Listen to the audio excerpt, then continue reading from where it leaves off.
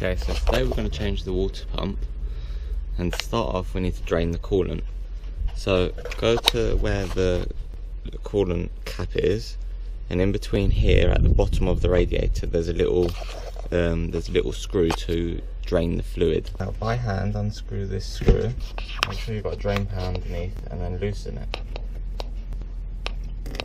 and the coolant will start coming out.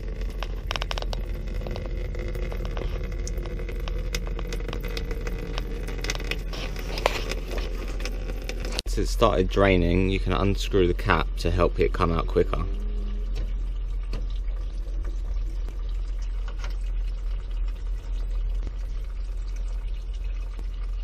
Once it's finished draining, tighten the screw back up so that way you don't forget it afterwards.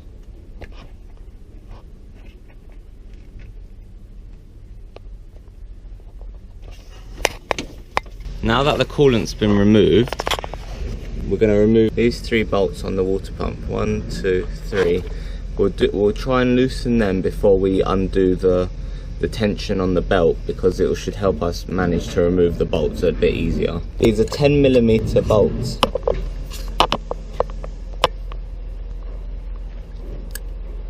And it still spins. You put a screwdriver to lever against it.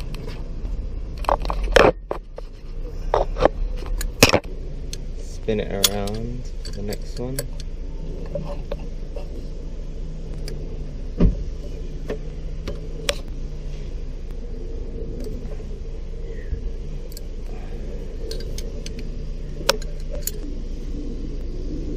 Once you've managed to crack these 3 bolts loose, we'll jack the car up so that way we can loosen the tension on the belt. Now that the car's been jacked up, go underneath the car to where the alternator is, and then undo this bottom bolt.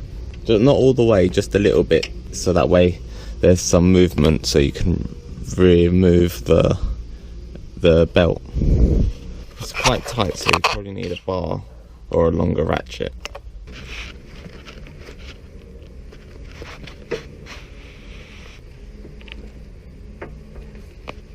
Once you've broken it free, like this, there'll be enough slack in it to remove the top bolts. Now with the bottom one loosened, we can now loosen this tension bolt and this one too, so that way there's movement in the belt. So now get a 12mm socket and loosen that bolt.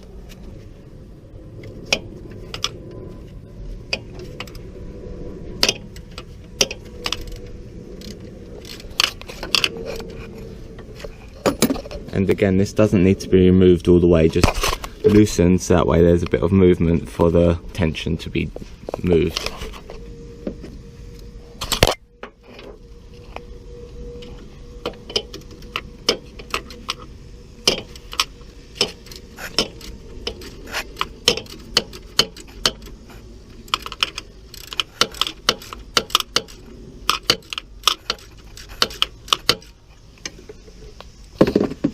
And now finally, this bolt at the back, which tensions the belt, can be released, slightly released.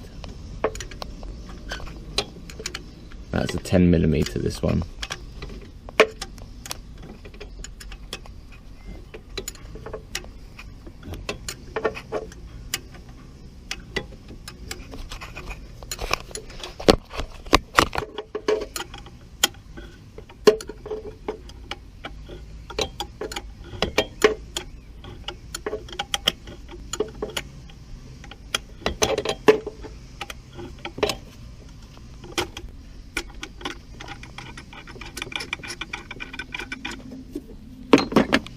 And with that, now you can move the belt forward slightly. The more you remove this bolt, the more tension that you'll be able to relieve. That way, you can now release the belt from under there.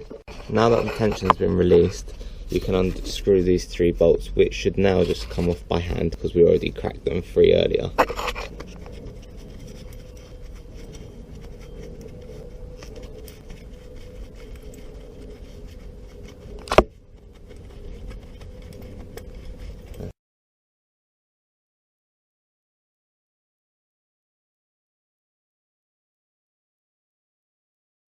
And the last one.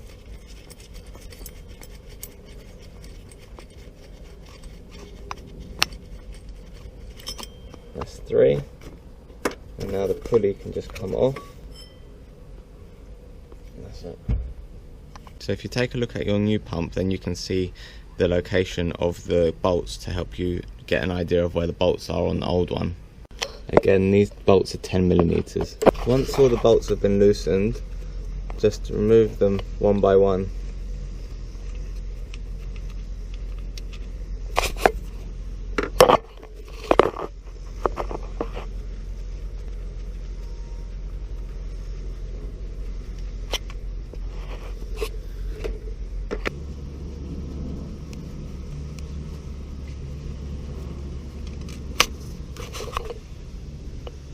Remember to put a drain pan underneath because it's going to start dripping.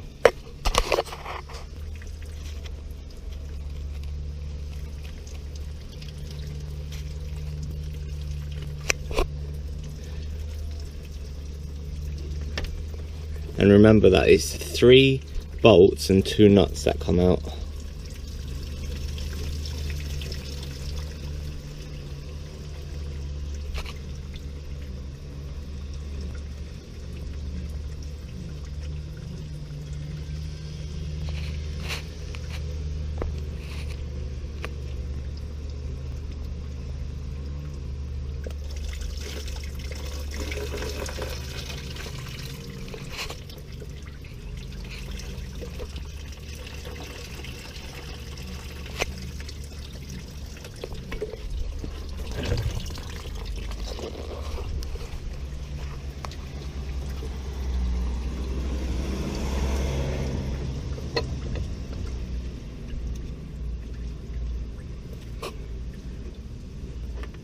Okay, and now most of the water's come out and you've removed all the bolts, just slowly put it forwards.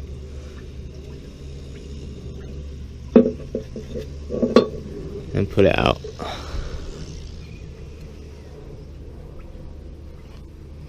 And you can feel how graunchy the bearing is in comparison to the new one. Just compare the two now you've taken them out, just to make sure that the new one's the same as the old one. And then you can start to clean up the surface area where the gasket's going to sit on the engine block. It doesn't matter about the actual water pump because we're putting a new one on, obviously. So pull off the old gasket.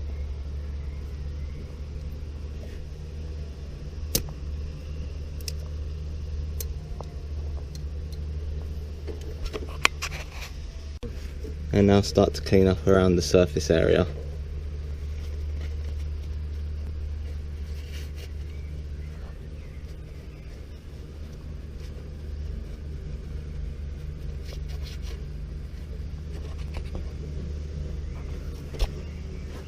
I'm just going to take one of these like Scotch pads and go over it because it's not too abrasive, but it can help clean off the surface area.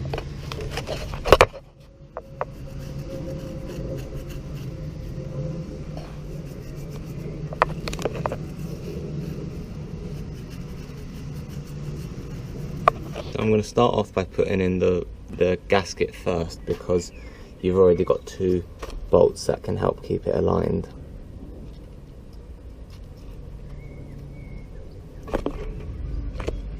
Now I'm going to put the water pump in now.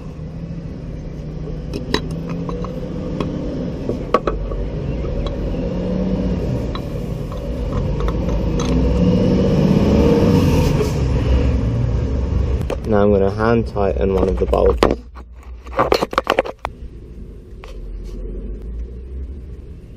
Not all the way, just to keep it in place. Now I'm going to put one of the bolts on the other side.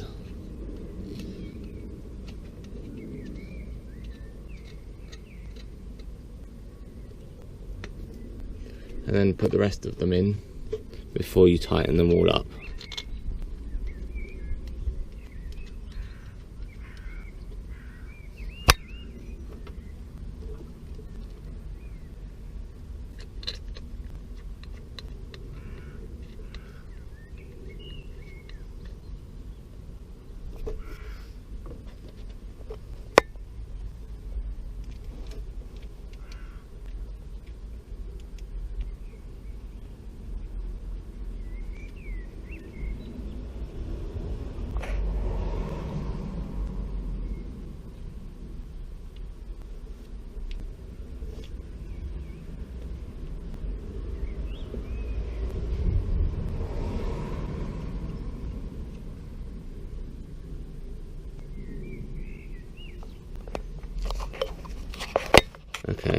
Now we're going to tighten them up slightly and then we're going to torque them down.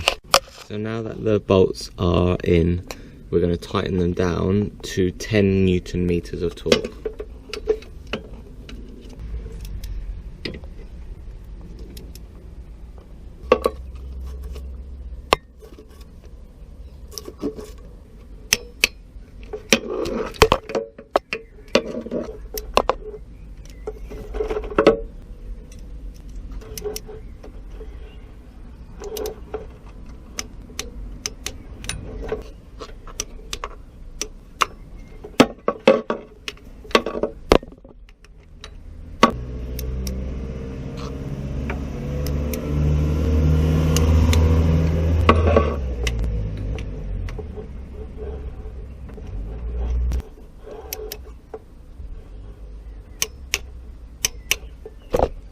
With all the bolts torqued down, now we can add the pulley back onto the front of the water pump. So get the pulley and place it in front of the water pump and line up the bolts. Then get the 3 bolts and then screw them in one by hand.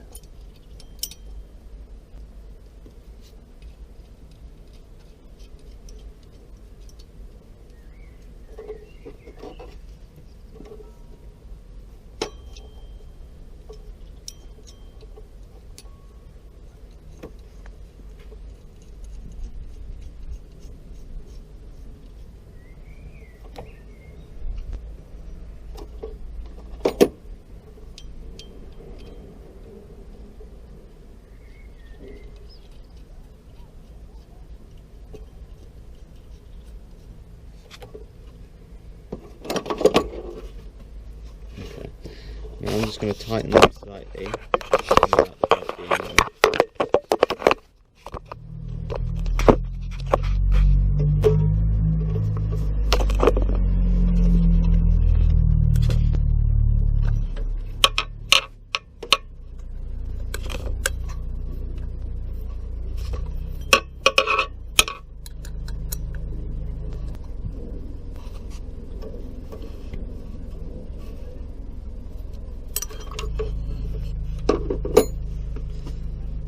Okay, now we'll put the belt back on and tighten up the alternator, so that way it'll be a bit easier to tighten these up.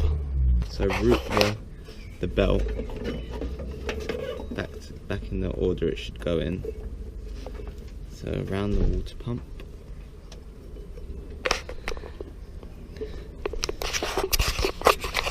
Around the back of the pulley, the idler. Reach it, we'll go around the crankshaft.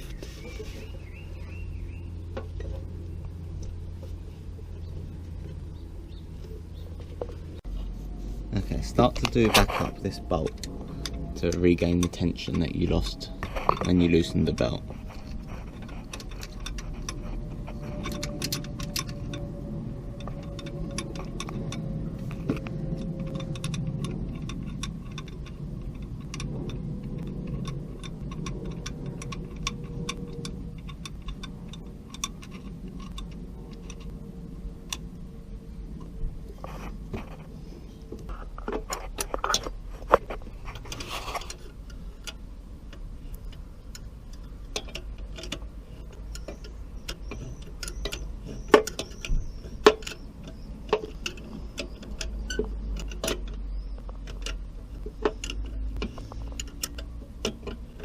To do up this bolt once you've set the deflection that you want for the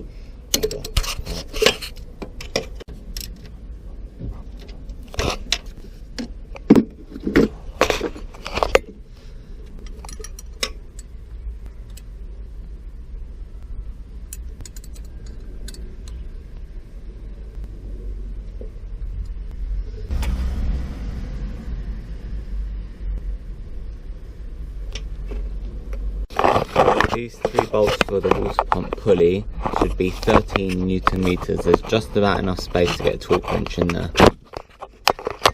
Now the pulley's going to try and spin, so if you hold it up, use a screwdriver to help stop it from spinning.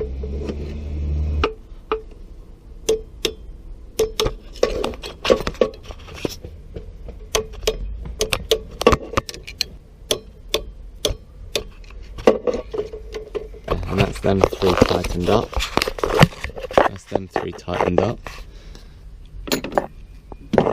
Next we need to tighten up the alternator bolts and torque them up, and then we've just got to refill the coolant and then bleed out the system. This bolt at the top to adjust the alternator tension should be torqued down to 19 Newton meters.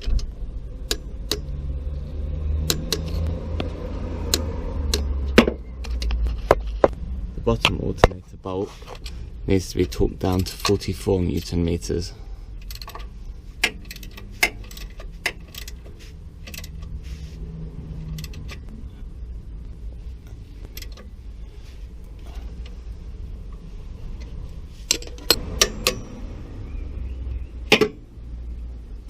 Now take the radiator cap off and we're going to fill it up with coolant.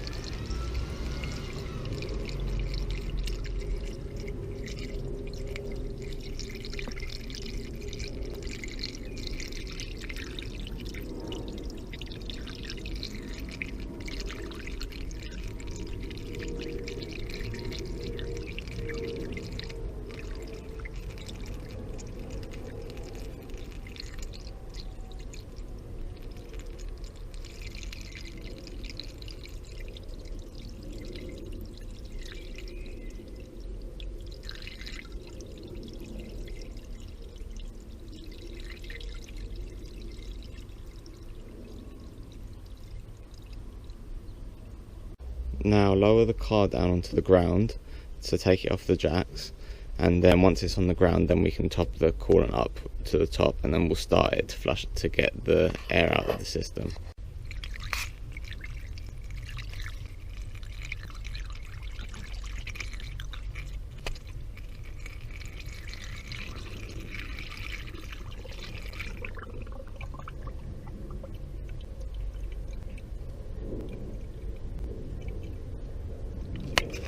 Once you've topped it up to the top, then go and start the engine. Be prepared though, as soon as you start it, it's going to suck some of the water in, the coolant, so you're going to have to top it up.